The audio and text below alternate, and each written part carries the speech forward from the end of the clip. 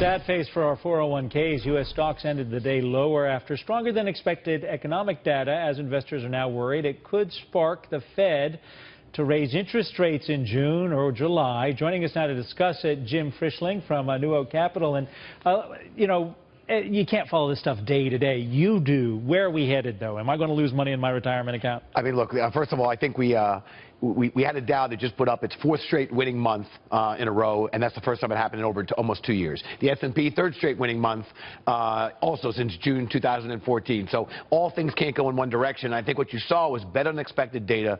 The consumer spending gives some confidence, best number in 7 years. House prices keep going up. House prices up. Income's up for the third out of 4 months, up by 0.4%. All good news, right? So what do? We talk about Mr. Chair Yellen. Chair Yellen's going to raise rates, and then we have to talk about... Let's talk real-world issues. The real-world issue that people don't pay too much attention to, we've seen in this year, since the start of the year, 22, 23 weeks, something like $59 billion in capital flow out of equities.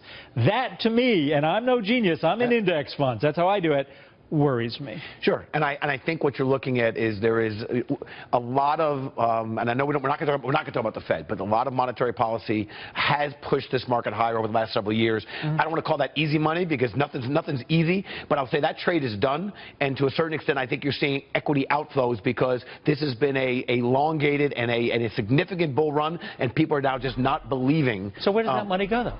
If money's coming out of equities, where do you go in this world? I mean, China's slowing down, Europe's in deflation, negative growth.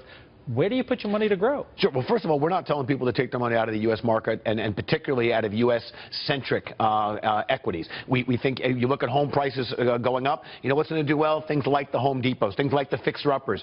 You're going to spend money. We liked airlines for a while. I'll tell you, I'm a little concerned about TSA long lines, but the fact is airlines are doing well. And guess what? If people don't fly, they're going to spend money in their own communities and their staycations. So we do think spending's going to be okay. And again, I think we're the best of the worst, in which case I would prefer still to be building as a kind of fortress-like portfolios, and I think the companies the companies that are consistent are well managed. Let's keep the money in the market.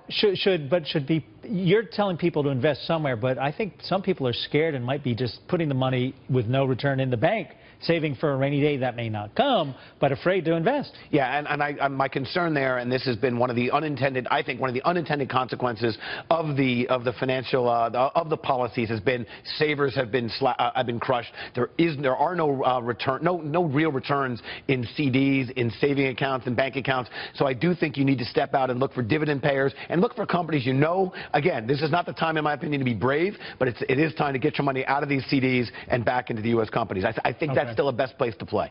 Plastics. I'm 40 years too late. We'll catch you later, Jim. Thank you very much.